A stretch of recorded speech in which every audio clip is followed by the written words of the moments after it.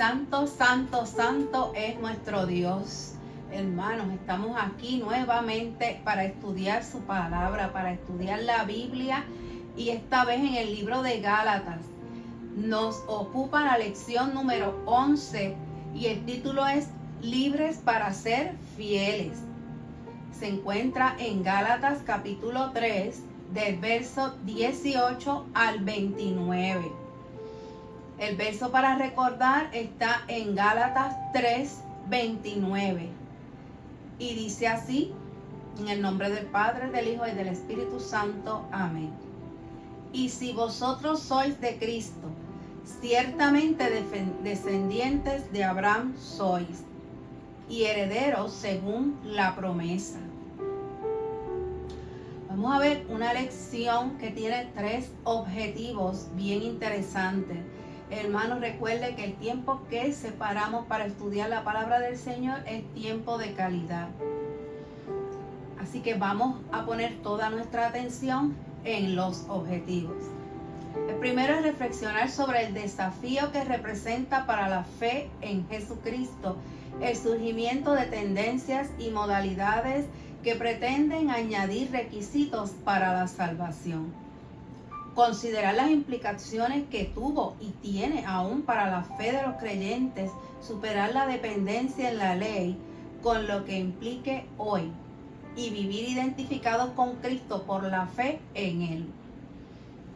Y finalmente afirmar el poder unificador que tiene la fe en Jesucristo para superar exclusiones y prejuicios de toda índole. El vocabulario tiene la palabra promesa. En términos generales implica la seguridad que se declara o se da a otra persona o grupo respecto al resultado de una situación futura. Aunque no existe una palabra como esta con un significado tan preciso en las escrituras hebreas o griegas, generalmente se traduce promesa como publicar o pronunciar algo que se ha de cumplir. En el contexto de las palabras de Pablo, en el contenido de esta lección, promesa se puede traducir como un pacto de Dios con Abraham. Y la frase justificación por la fe. Aunque este concepto es mucho más complejo, podemos indicar que en el trasfondo de la perspectiva de Pablo sobre este aspecto estaba la idea enraizada en el pensamiento judío de que llegaría el día del juicio de Dios. Ese día se castigará a todos los que quebrantaron sus leyes. No obstante, Pablo va más allá de ese trasfondo y plantea que esa doctrina de justificación moldea el carácter de la religión cristiana. Por tanto, nuestra religión está sustentada en la gracia y la fe. En esa perspectiva se muestra la justicia de Dios al condenar el pecado, pero también su misericordia en perdonar a los pecadores. En la obra redentora de Cristo se conjugan ambos atributos. Y antes de pasar a la lectura bíblica, queremos puntualizar en que esta lección nos pone en contacto con parte del contenido de la epístola de Gálatas que escribió Pablo. Este documento en el cual tuvo que echar mano de lo más refinado de su teología para refutar las intenciones de los maestros judaizantes de hacer regresar a los creyentes a los rudimentos de la ley mosaica. Estamos invitados a unirnos en un proceso de reflexión que nos conduzca a considerar cómo se manifiestan algunas de esas tendencias ahora en nuestros días, ahora en el 2022. Debemos reflexionar sobre el desafío que representa para nosotros como creyentes en Jesucristo tener que lidiar con tendencias y modalidades que pretenden añadir más requisitos a la salvación que nos ha sido concedida.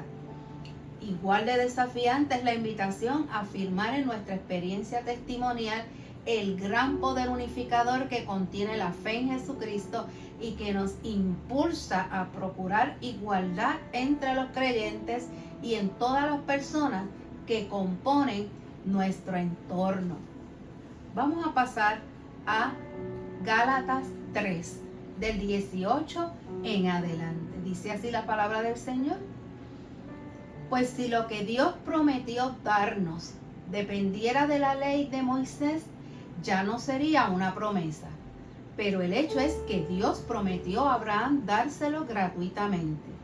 Entonces, ¿para qué sirve la ley? Fue dada después para poner de manifiesto la desobediencia de los hombres, hasta que viniera esa descendencia a quien se le había hecho la promesa. La ley fue proclamada por medio de ángeles y Moisés sirvió de intermediario. Pero no hay necesidad de intermediario cuando se trata de una sola persona y Dios es uno solo. ¿Acaso esto quiere decir que la ley está en contra de las promesas de Dios? Claro que no, porque si la ley pudiera dar vida, entonces la justicia realmente se obtendría en virtud de la ley. Pero lo que dice la Escritura, según lo que dice la Escritura, todos los prisioneros del pecado, para que quienes creen en Jesucristo puedan recibir lo que Dios ha prometido.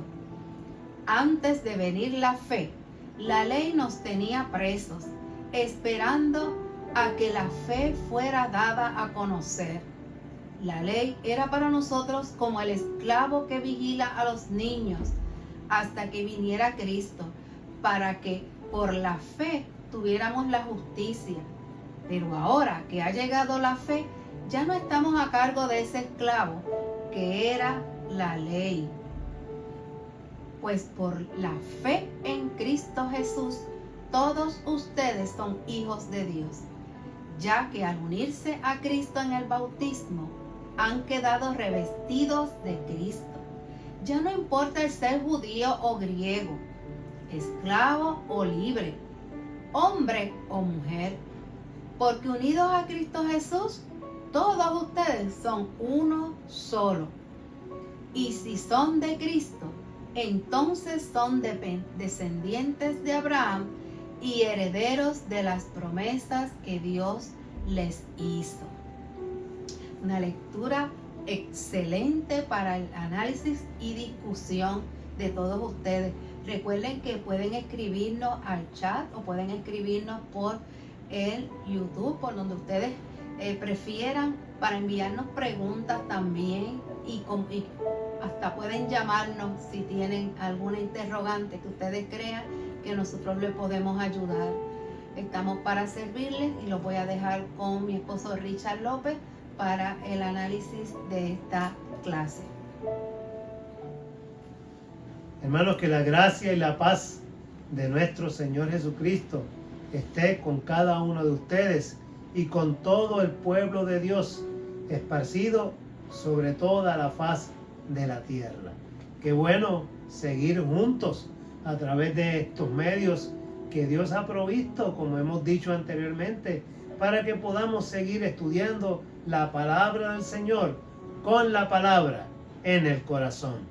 Así hemos estado y seguiremos conforme a la voluntad de Dios, predicando y enseñando esta palabra poderosa de Dios que nos habla al corazón cada vez que nos acercamos a ella. Como hemos dicho, y mi esposa Sandra ya les ha introducido, hoy vamos a estar viendo Gálatas capítulo 3. Dentro del tema de ese pensamiento teológico del apóstol Pablo de la justificación. Sabemos, comprendemos que esta lección es un espacio breve para poder hablar un poco sobre el tema, ya que estos temas ocuparían mucho más tiempo si fuéramos a discutirlos en un estudio bíblico completo. Pero nuestra intención siempre ha sido abrir el apetito para que cada uno de ustedes que pueden ver y escuchar esta lección puedan entusiasmarse y seguir profundizando en las verdades bíblicas que estas lecciones nos presentan a cada uno de nosotros. Y como hemos siempre dicho, a Dios sea la gloria. Hoy vamos a mirar este pasaje del capítulo 3. Gálatas es una epístola que el apóstol Pablo escribe para tratar de combatir una influencia que se había introducido dentro de la iglesia, sobre todo del pensamiento judaizante, tratando de que las personas que ya habían conocido al Señor Jesucristo volvieran a los rudimentos de la ley, pretendiendo entonces que ya no era a través del mensaje y la gracia de Cristo que se podía llegar a la salvación, sino nuevamente a través de lo que la ley prescribía como necesario para llegar a la salvación que Dios ha preparado y había preparado para cada uno de nosotros. Estos maestros judaizantes estaban infiltrados en esas congregaciones, confundiendo especialmente a los nuevos creyentes.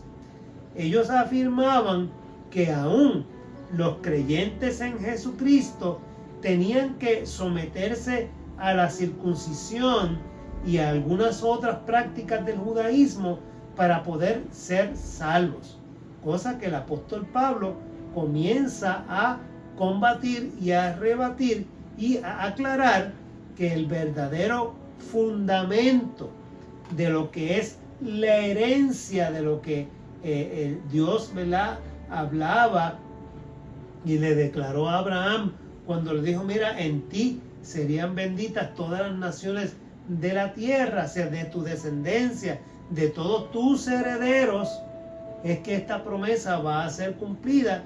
Y comienza que esa herencia sobre la que se le habló a Abraham y más tarde siguió como tradición en el pensamiento del pueblo judío, no era exclusivamente al amparo de seguir estrictamente determinada ley, y que no iba a estar de hecho determinada por la ley, porque eso iba a invalidar la promesa de Dios. Fíjense ustedes que cuando Dios llama a Abraham y derrama sobre él la promesa y la bendición, la ley no existía. Estamos hablando de que Dios le promete a Abraham una salvación, una simiente, o sea, todo una nación que se levantaría como ejemplo al mundo, y no a la luz de una ley que en ese momento no existía, sino de la pura gracia redentora de Dios, de la gracia que hemos estado hablando en domingos anteriores. Así que Pablo establece entonces en esta epístola a los Gálatas que la función de la ley era una función provisional, o sea, era una serie de normas, unos reglamentos que iban a servir de disuasivo, o sea, iban a tratar de alguna manera corregir el comportamiento y las transgresiones del pueblo de Israel, del pueblo de Dios. Pero Pablo plantea que antes de que llegara la fe en Jesucristo, los seres humanos estaban sujetos a lo que él llama un confinamiento.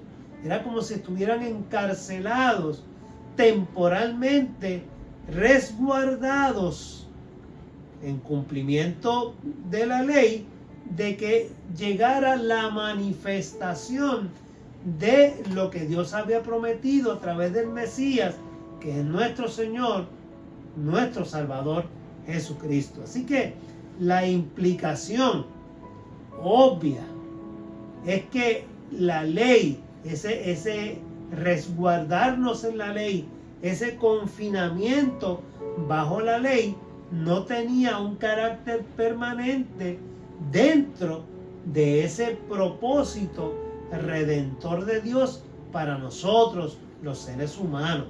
O sea, la ley, ¿qué era entonces?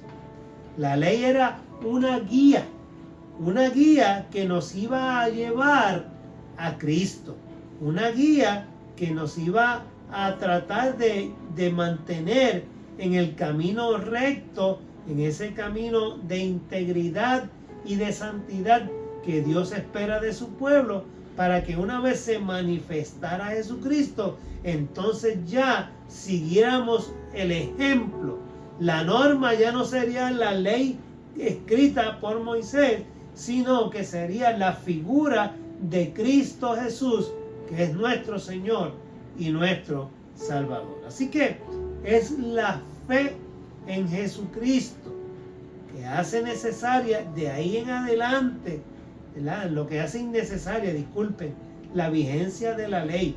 O sea, la presencia de Cristo, el derramamiento de la sangre de Cristo en la cruz del Calvario, entonces invalida en un sentido el ejercicio de estas normas que eran, como hemos dicho, en un sentido esclavizantes, sino que de ahí en adelante ya no estaba vigente la ley, sino que se presentaba a Cristo, al Hijo de Dios, como ese unificador de la humanidad a través de ese amor que Dios en su gracia, en su misericordia, demuestra a través de su Hijo, nuestro Señor y nuestro Salvador Jesucristo. Así que esto es, ¿qué significa? Pues miren que a través de Cristo, dice Juan, lo hemos dicho anteriormente, nosotros somos todos hechos hijos de Dios. O sea, los creyentes entonces, que por esa relación con Cristo tenemos, somos entonces como hijos de Dios por adopción, dice el apóstol Pablo. Así que la única entonces, la única y auténtica vestimenta es la que se concede a los creyentes a través de la fe en Jesucristo y el testimonio a través del bautismo, como hemos mencionado en las lecciones anteriores, y esa fe en Jesucristo. O sea, una vez nosotros creemos, confesamos a Cristo como nuestro Señor y nuestro Salvador y somos bautizados, entonces viene a nuestro ser el Espíritu Santo y de esa forma somos guiados y nuestra conducta debe exhibir esa nueva forma de vida, lo que Pablo llama la nueva criatura. O sea, no es necesario rituales, no es necesario sacrificios de animales. De ahora en adelante no hay ritual que supere esta gracia que Dios ha concedido a cada uno de nosotros a través de Cristo Jesús, nuestro Señor. Así que, así Pablo demuestra que la justificación es entonces una declaración legal. Fíjense que Pablo está utilizando términos legales.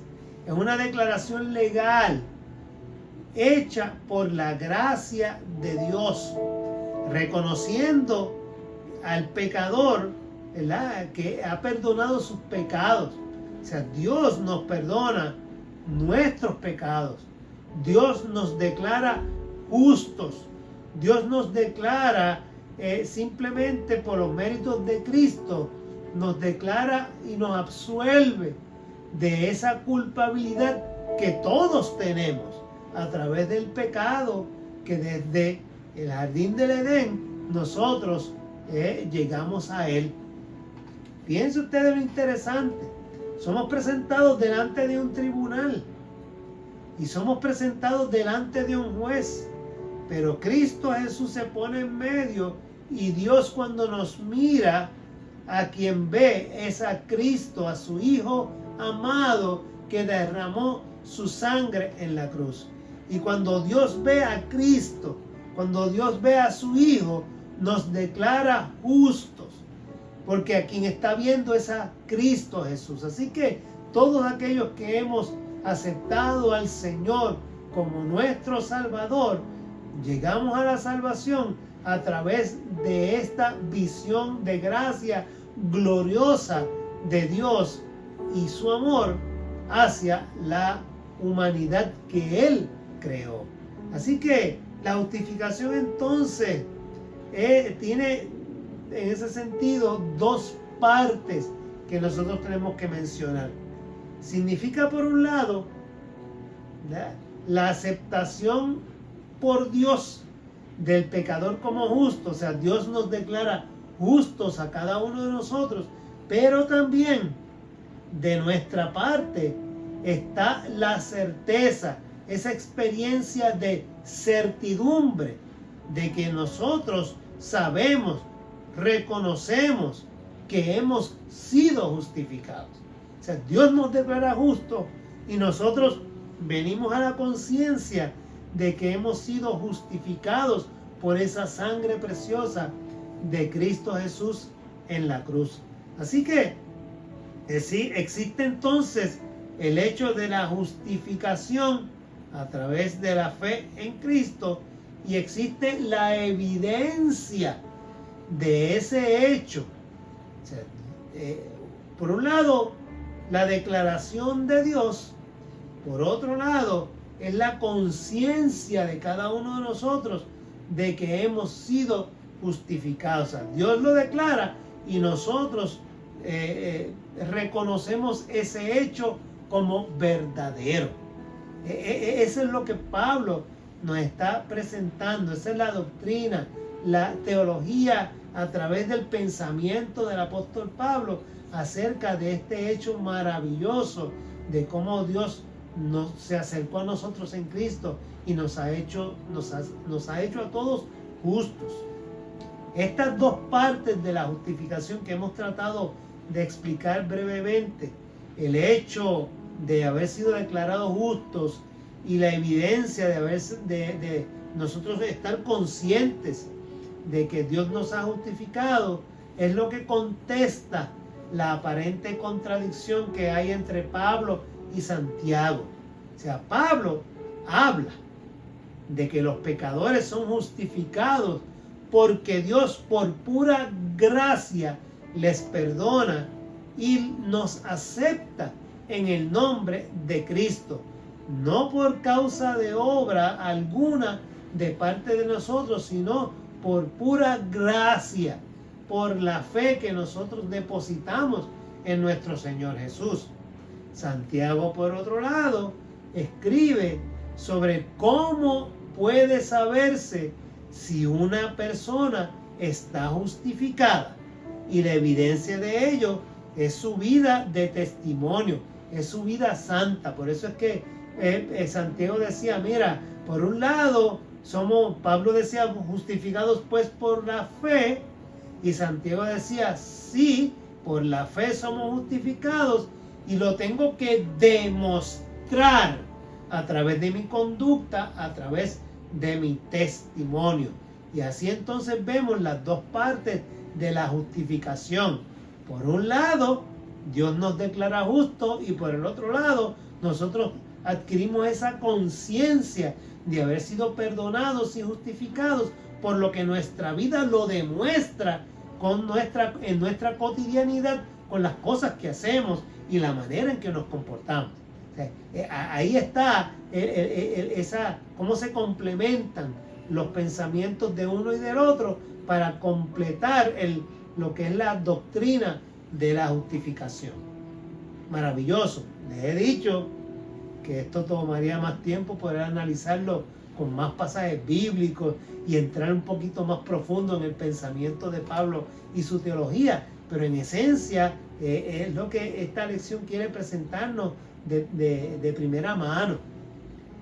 También la lección nos habla un pasaje precioso, ese texto donde dice, miren que ya no hay judío ni griego, ya no hay esclavo ni libre, ya no hay hombre ni mujer, porque todos vosotros sois uno en Cristo Jesús. Bendito sea el nombre del Señor.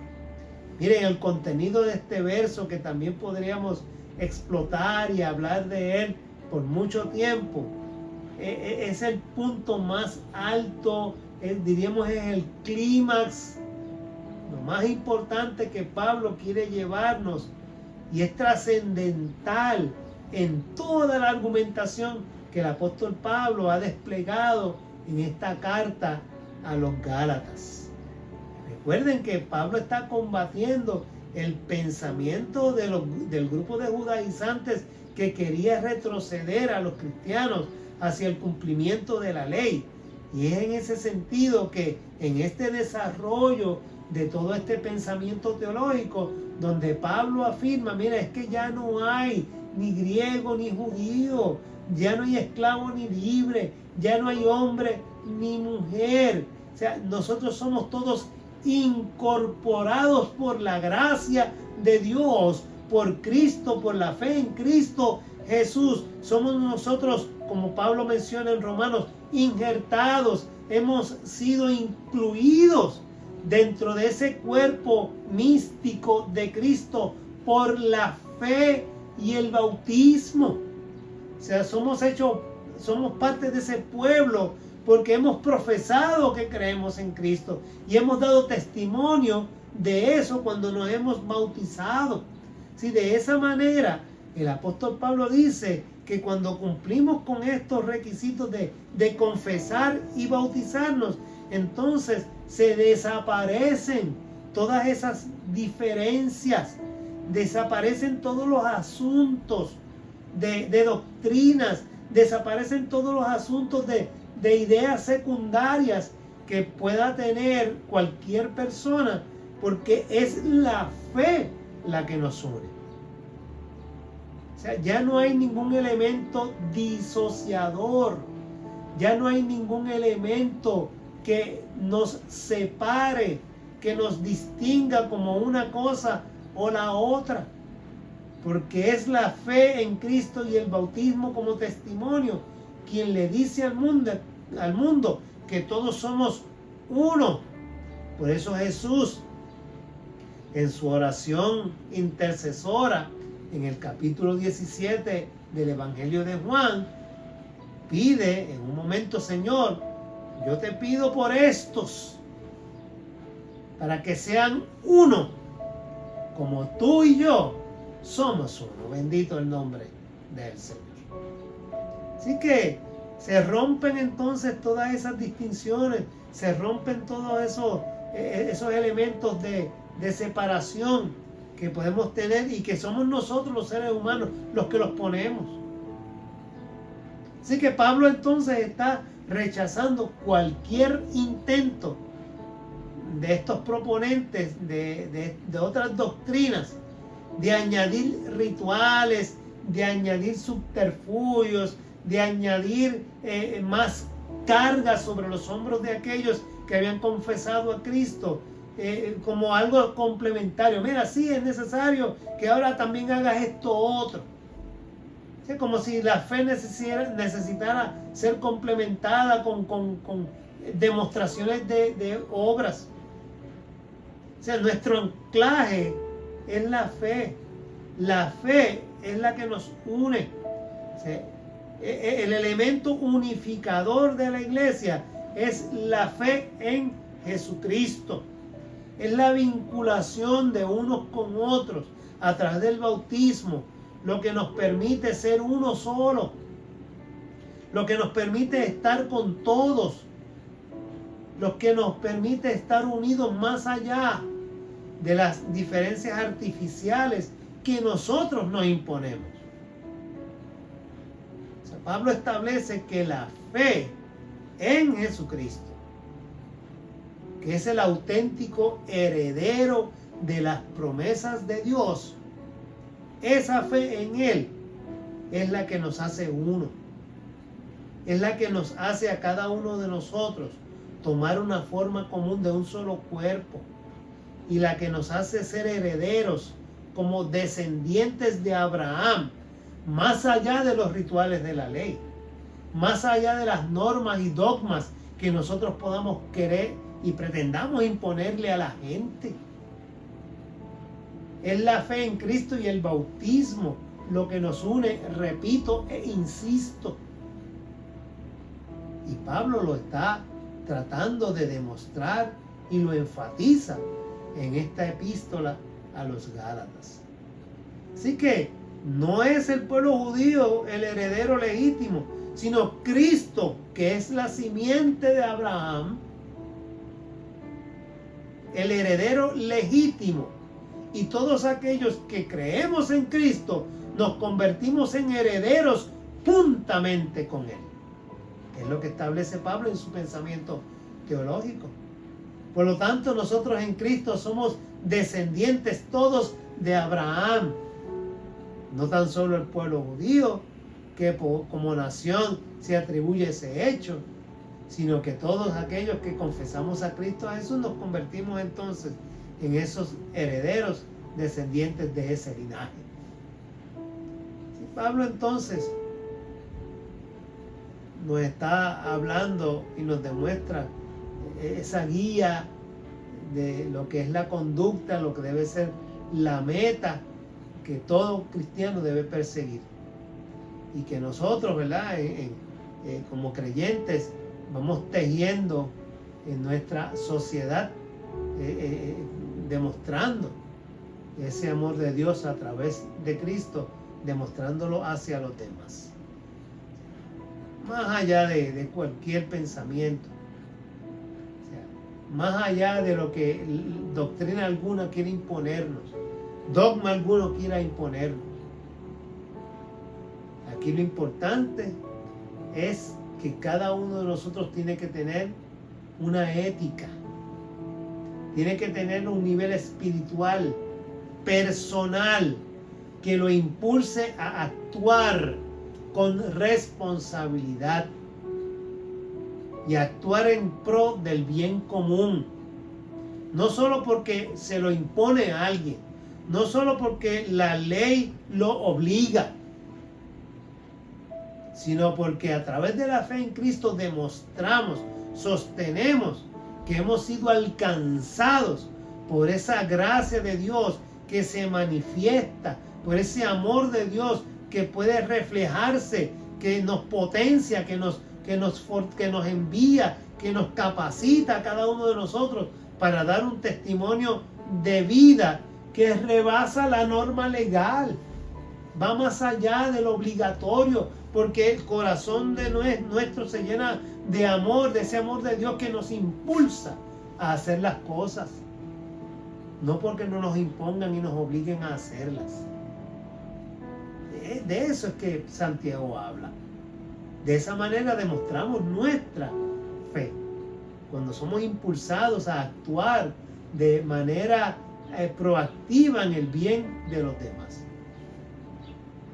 O sea, solo una cosa puede borrar estas distinciones de que yo me llamo así, yo me llamo asao, yo pertenezco aquí, yo pertenezco acá, nosotros somos más espirituales, ustedes son más fríos, nosotros sí tenemos la verdad, nosotros somos más bíblicos, nosotros somos reformados, nosotros somos así, nosotros somos acá, no, nosotros seguimos tal teología, esta teología es mejor, aquella teología es mejor, aquí, no, miren, por encima de todas esas cosas, solo una cosa puede borrar esas distinciones que nos marcan, son marcadamente y aparentemente nos separan entre nosotros, y es cuando todos estamos en deuda con la gracia de Dios.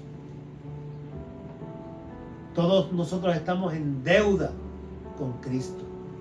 Cuando nosotros nos damos cuenta de que todos somos salvados por gracia y por la sangre de Cristo, entonces nosotros nos damos realmente cuenta de que somos una sola cosa, somos un solo cuerpo. No es nuestra fuerza, no es nuestros ideales, no es nuestra teología que hemos desarrollado para nosotros mismos, encarcelarnos con ellas. No, es el amor de Dios lo único que definitivamente puede unir a un mundo desunido. Solamente el amor de Dios. O sea, como creyentes, hermanos, nosotros no podemos ser meros espectadores que analizamos, evaluamos, pero no nos involucramos en los esfuerzos para tratar de cambiar las conductas prejuiciosas, discriminatorias que existen en esta sociedad. No podemos ser observadores pasivos. Estos son tiempos desafiantes.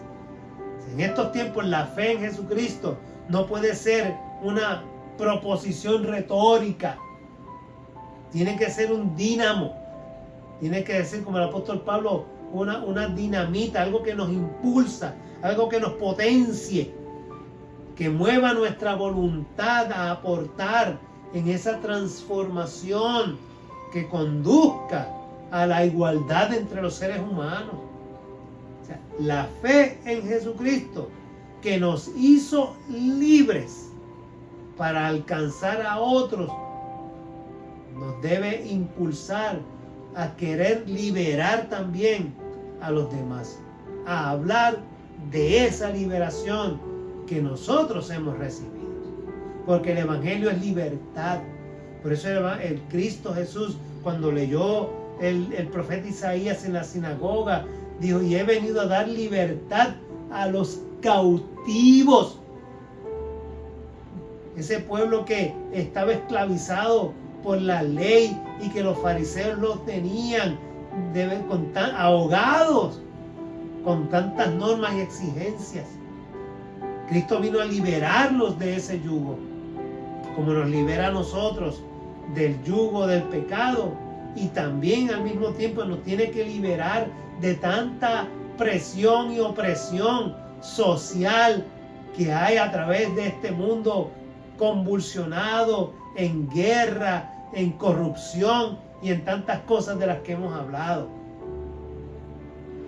Y aún dentro de la iglesia tenemos que liberarnos también de estas ataduras que nosotros mismos nos imponemos, queriendo demostrar que esta iglesia es mejor que otra, o que aquella es mejor que esta. Nosotros tenemos que ser capaces de liberarnos, enseñar y predicar esa libertad en Cristo Jesús, nuestro Señor y Salvador. Bendito sea su nombre por siempre. Quisiéramos seguir, pero la lección nos detiene aquí. Vamos a ver el resumen en este momento para así redondear todos estos pensamientos de los cuales hemos estado hablando. Cada día más parece entronizarse en algunos ambientes eclesiásticos la idea peregrina de que no solo basta sostenernos en la fe en Jesucristo y en el testimonio de vida al que nos impulsa. Pensemos en nuestro presente. ¿Cuántas modalidades o auxilios complementarios se ha pretendido incorporar a la fe en Jesucristo? Tiene que haber un acervo ético y espiritual en la persona que la haga actuar con responsabilidad en vías del bien común y no solo por las obligaciones que imponen las leyes. La fe en Jesucristo nos provee una dimensión de la vida en la cual podemos, como todos los demás, orientarnos por las leyes y los contratos sociales, pero sosteniendo a su vez que hemos sido alcanzados por una manifestación del amor de Dios que potencia un testimonio de vida que rebasa la normativa legal. En una realidad contemporánea tan fracturada por prejuicios raciales, exclusiones de toda naturaleza, explosión de los más débiles, nuestra actitud como creyentes no puede ser de meros espectadores que analizamos y evaluamos sin involucrarnos en los esfuerzos por revertir dichas conductas. Así nos ayude Dios. Vamos a orar para finalizar esta lección de este día, siempre guiados por esta gracia y amor de Dios. Oremos. Señor y Dios, que en Jesucristo rompiste el yugo de normas esclavizantes, ayúdanos a vivir cumpliendo con los ordenamientos justos y razonables, pero que nuestra fe sea el criterio superior en nuestro actuar. Permítenos expresar la libertad alcanzada en Jesucristo como un motivo que nos impulse a trabajar por la igualdad y justicia, no solo de nuestros hermanos y hermanas creyentes, sino de todos los seres humanos en Jesucristo. Te lo pedimos. Amén, amén, amén. Será hasta la próxima, hermanos. Dios les bendiga, Dios les guarde, continúen hacia adelante, cuídense y que la gracia de Dios esté siempre con nosotros.